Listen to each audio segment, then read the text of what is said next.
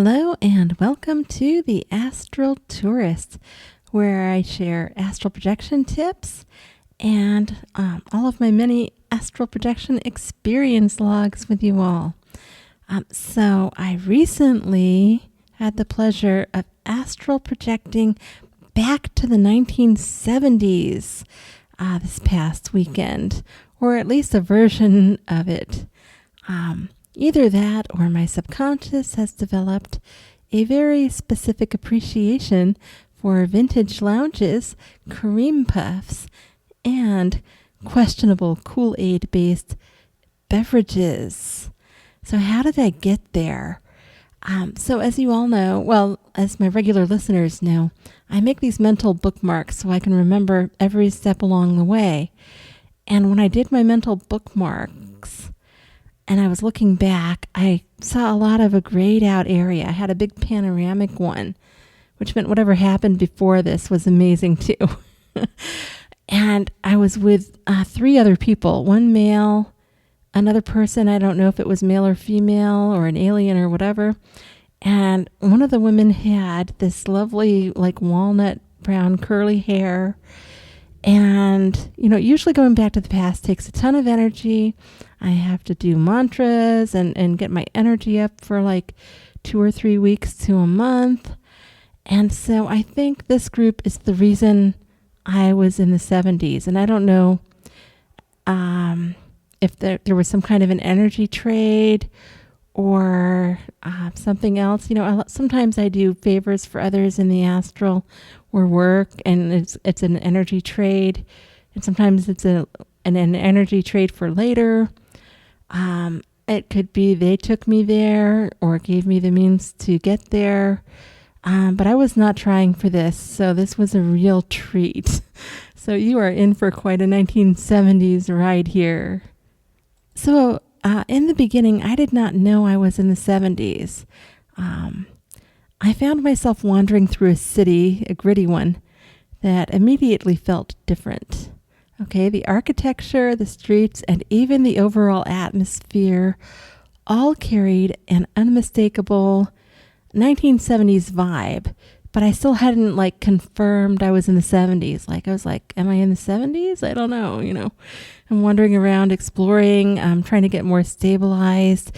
When I first come into an area, it takes me some time to fully stabilize.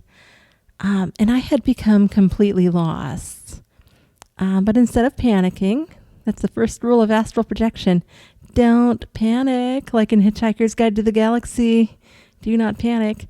I decided to explore and try to figure out exactly where I was. And one of the things I did was trying to refer to those bookmarks, because I figured somehow I'd gotten somewhere and what happened to get me there. And like I said, I saw a lot of that gray, which means I lost a lot of memories. I saw those people, and that's all I knew. So before I go too far into this, I also want to say I made 2 mini albums since this weekend, inspired by the sounds and atmosphere of the 1970s. I was just so thrilled with this experience. I wanted to make some music about it. So the first is Hologram Happenings, featuring instrumental art house, art rock, and psychedelic rock inspired by the 70s. It captures the nostalgic feeling I experienced in the Holographic Art House, which you will soon hear about. The second is the Kaleidoscope Room, which is the other place I explored, featuring instrumental 1970s piano jazz fusion and jazz funk. It captures the nostalgic feeling I experienced in the Kaleidoscope Room. Well, I was not actually able to hear any music in the astral this time around. That's actually kind of rare for me to actually hear, but this is what I think those places may have sounded like. And since I had such an interactive experience, I wanted you to be able to, too, if you wished to.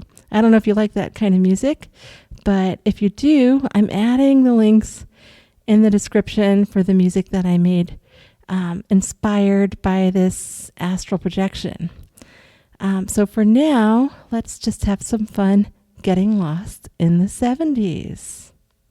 While wandering around and still getting stabilized there, I came across a brightly lit building and naturally assumed it was some kind of gallery, museum, or public attraction. I couldn't really tell, but I could tell when I was trying to use my 360 vision before it was really fully on that there was an open door in the front, an open door in the back.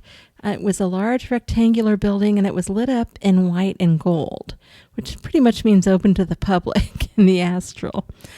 You got two open doors and everything's all lit up like that. That's an invitation. So when I went inside, it turned out to be someone's large house, which was actually open to the public. There were a few other people wandering around inside there. I tried to telepath and confirm with others, is this okay? Is this really open to the public? And somebody was like, yes, but it was a hazy yes. So I think they were dreaming at the same time, maybe as they were astral projecting.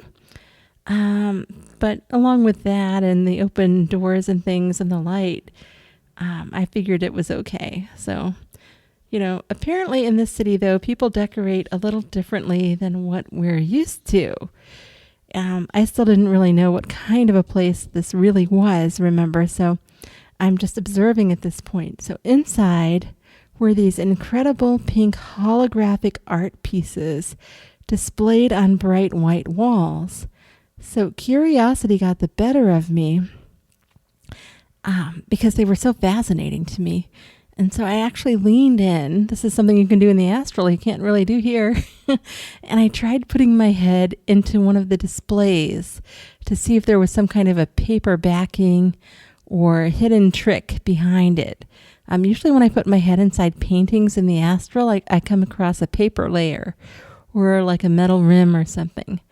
And there wasn't in this one. All I could make out were swirling layers of pink and green that looked like oil suspended inside glass. The pieces had real depth to them, almost as though they weren't entirely part of our normal reality. I mean, it was really trippy, like psychedelic trippy with my head in there. I was like, whoa, these particles. And they weren't moving quickly, but they were moving. And I was just fascinated by that. And from the outside, they looked like some type of 3D oil paintings, but with, glassy textures, and were lit up in some places and not others. And the lights were shifting around. And it took me a while to really think about that, especially later on, which I now realize is holograms and, tricks of lighting and things like that. And I'll get into that more later in the episode here.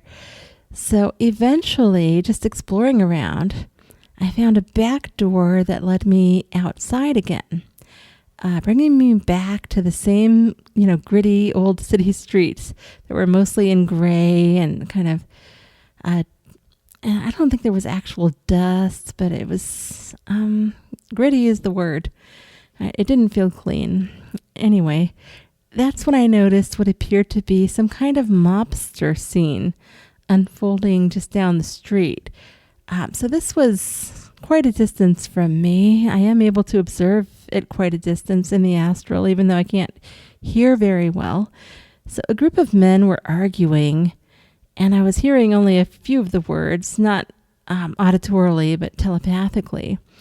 And whatever was happening to me, as far as what I could see, I didn't want any part of. There were like 3 or 4 men. They were shaking their hands, yelling at each other, stuff like that. And I got mob vibes. I really did. But I don't know for sure. And I didn't want to.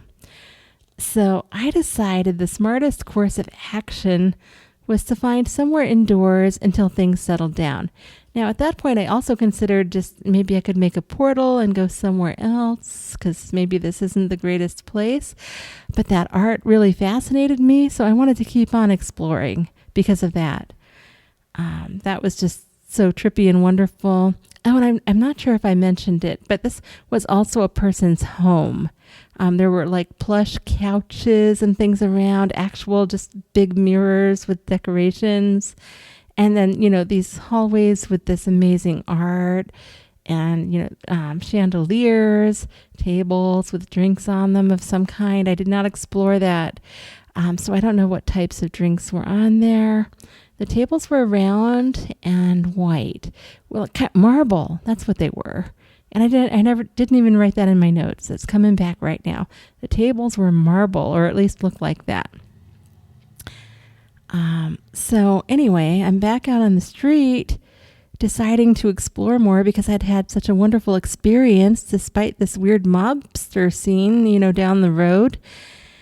And across one of the streets I was walking along, or floating along actually, I tend to be misty and float about, stood a large gray building with softly blinking pink and rainbow letters, spelling what I remember as the Kaleidoscope Room. And, I don't always read that well in the astral, but it seems to be getting better lately. I'm getting better and better at that. So the letters seem to shimmer and fade, but that's how I remembered it. Nearby, across the street, which was very readable, was a Line 10 bus stop sign. And I also noticed a sign pointing toward a zoo somewhere further up the street. So that Line 10, it was definitely a bus stop. It was super clear. No mistaking it. And I kept having the feeling that I should go there. But I resisted that feeling for sure. Because Kaleidoscope Room, come on, after the trippy art thing. So the name immediately caught my attention, that kaleidoscope idea. And I still hadn't really figured it out. I was in the 70s. So I wasn't sure if I was about to float into some kind of psychedelic art exhibit, an immersive experience, or maybe just a really unusual lounge. I've been in some trippy lounges in the astral that defy expectation or anything else. I mean, I've seen some really weird stuff. And with a name like that, I had no idea what I was going to be going into. As it turned out, it was a lavish, swanky piano lounge with plush white and ivory couches. A warm atmosphere despite the cool tone, so it was very balanced that way. And a stunning white grand piano sitting right in the middle of the room. This piano totally had Elton John vibes. Resting on top of the piano was a stack of white and golden sheet music. By this point, I was trying to solve the mystery, again, of where I actually was. So I looked closely and noticed the words Santa Monica printed near the bottom of one of the pages. Now, before I could examine it any further, one of the hosts politely asked me not to touch the music. So looking was fine. Touching apparently was where they drew the line. So fair enough. I've covered about touching other beings and sometimes objects before in my previous episodes. So I noticed, and I was taking more notice of them, that my hosts were two men in formal business suits. One of them told me we were actually in New York, so he was very informative there. So this is a gritty styled, New York or New York City, I think. And so now I'm a little bit out of order because I happened to glance at the menu I was handed when I first entered. So I was actually handed the menu first before I noticed the piano. And sometimes memories come back like that a little bit out of order, and that's okay.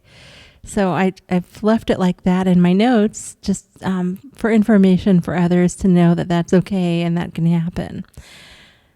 So on the menu, the appetizers included, again, I'm reading better in the astral, cream puffs and cheese balls, which somehow felt perfectly appropriate for wherever or whenever I had ended up. They also featured a special, get this, bright Kool-Aid soda as one of the house special drinks. I decided to pass on that one as I wasn't sure if something trippy was in there, So even while wandering mysterious cities and altered states of consciousness, it's important to remain objective if you want to bring back the memories, okay? If you don't remember it, how can you know what happened at all? So I always try to remain objective first, and then, or if I don't care about the experience, I go ahead and have my fun. I don't know. I kind of wing it sometimes.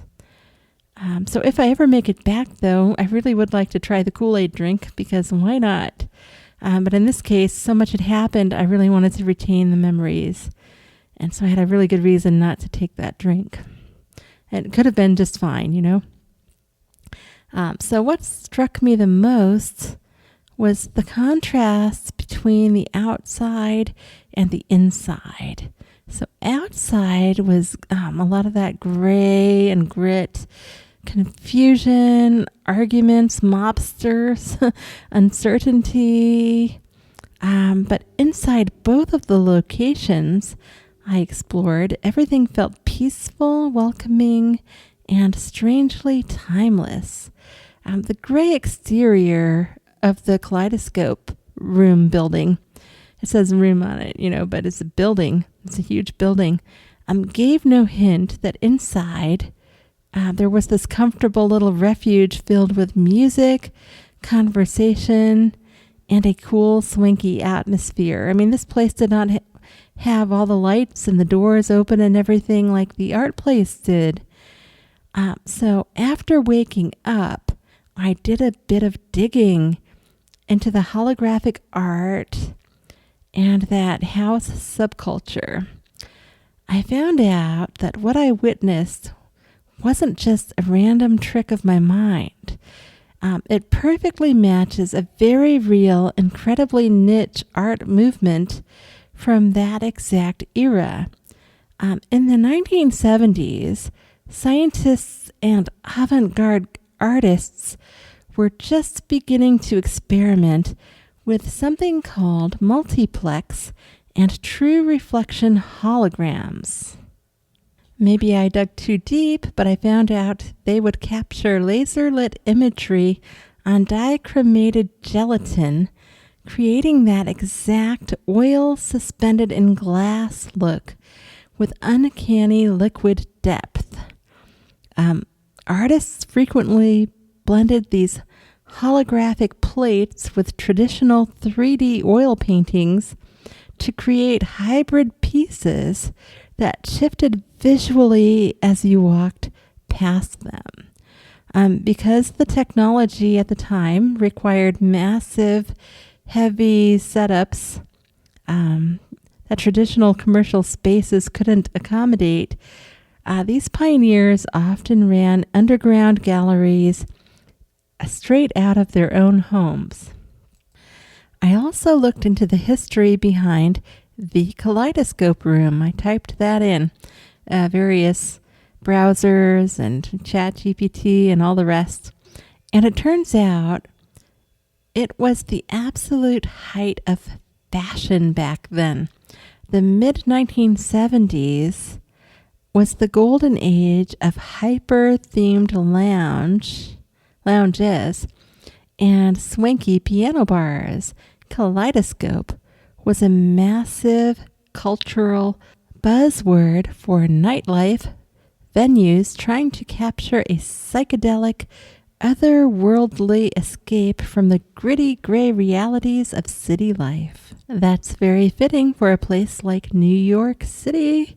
Designers used shimmering neon signage, shifting light projections, and reflective surfaces to transport guests into an oasis of comfort.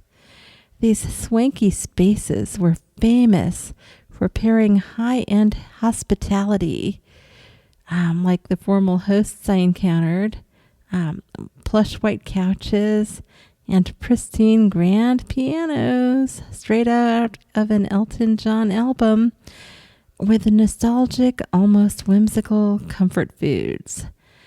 Serving up cheese balls, cream puffs, and bright, sweet novelty drinks was the ultimate way to make a luxurious night out feel fun, cozy, and entirely disconnected from the chaos of the outside world. In another search, I also made sure to look up, did people actually mix things like seltzer or club sodas with Kool-Aid mixes for drinks back then? And yes, they did. It was one of the special drinks back then. I'm sure they added other things to it. I'll leave whatever that might have been to your imagination. Thanks for listening. If you enjoyed this episode, please like and subscribe so you won't miss future journeys. If you lived back then or have had astral projection experiences to the 1970s, I would love to hear all about it in the comments. Back then, I was too young to actually go and experience things like this. I'm only in my 50s now, and in the 70s, you can see what I was astral projecting as far as what I can remember in my early journeys podcast video. So I was busy playing with fairies and trying to improve my speed so I could get into my misty form here now that I'm much older. Anyway, this was a really fun one for me. I've kind of always wondered what it would be like to actually have enjoyed the times back then. I don't think this was a wish fulfillment dream. This was way more intense and definitely an astral projection. And I really would love feedback from others who have had experiences going back to the past like this. So thank you for listening so much. Until next time, lots of love, everybody around the world, the whole world, and happy astral travels.